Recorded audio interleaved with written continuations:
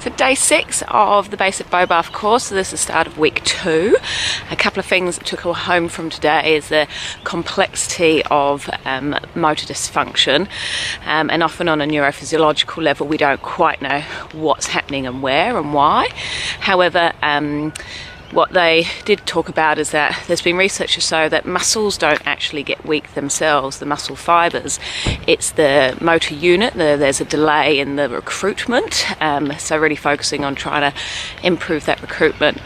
And something that was really interesting talking about tone, or what often we'll talk as spasticity or hypertonia, is that to release tone you actually need to turn on.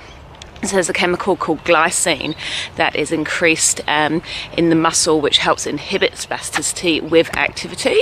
So that key thing with spasticity, to take spasticity off, you've actually got to work and turn the muscle off, whereas if you just do a passive stretch on the muscle, you're more likely to increase the tone.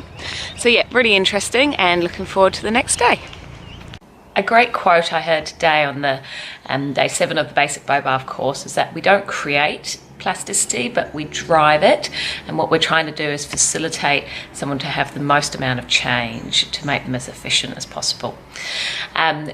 Two kind of learning points I took away from today is that when giving kind of sensory stimulus into the system, so mobilizing feet, mobilizing hands, is that you need to be going up to the threshold, which might be creating the spasticity or the associated reaction, but sorry, it's the sub-threshold. So you need to be giving enough input that you're just below that reaction happening. But if you don't give enough, then you're not going to cause the rewiring. So I think that's really interesting to work out where you're hitting someone's sub-threshold to be able to get that change. The other thing that was really interesting was talking about clonus, which is that beating of tone and movement, which is often in the lower leg, or it can even be in the arm, can actually be controlled by volition, so thinking that mind over matter. So trying to teach clients that when that clonus comes is actually to be able to send the neural information down to get that leg to stop, rather than changing the leg position or putting weight on it, which is something that I've always done historically. So trying to teach people to have that mind over matter control would be really interesting to see that in clinical practice. Feedback from day 8 of the Basic Bobath course, the 2 take-home points I took away from today is about anticipatory postural adjustments, of what we know as APAs, and that they're not only present in the trunk, but they're in all the limbs as well.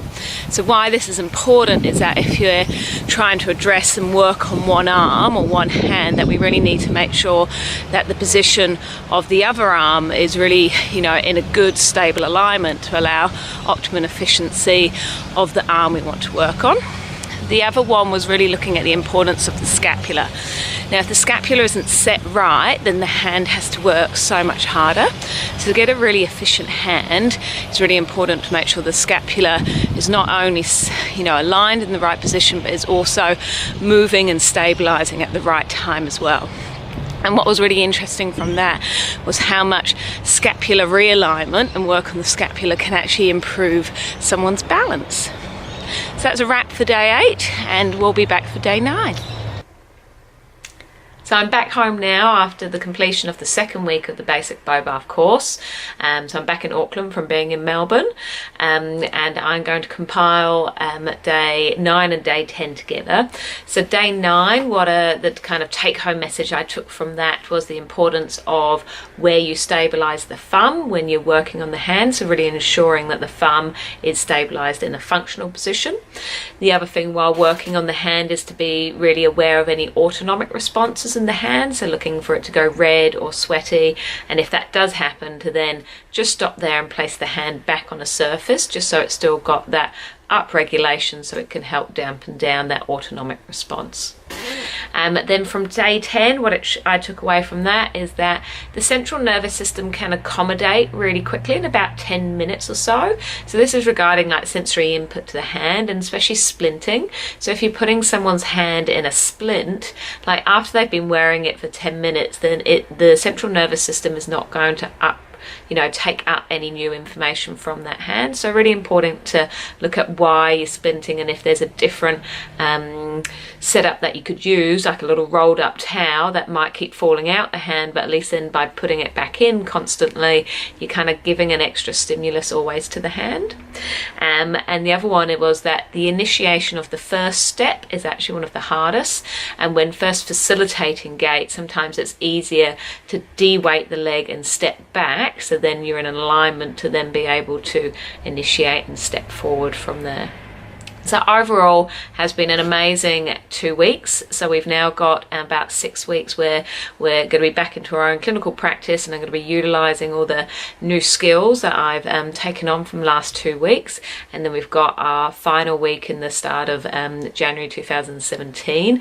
And I've got a little project to be doing in the meantime. So as I say, it's been awesome 2 weeks, learned absolutely heaps.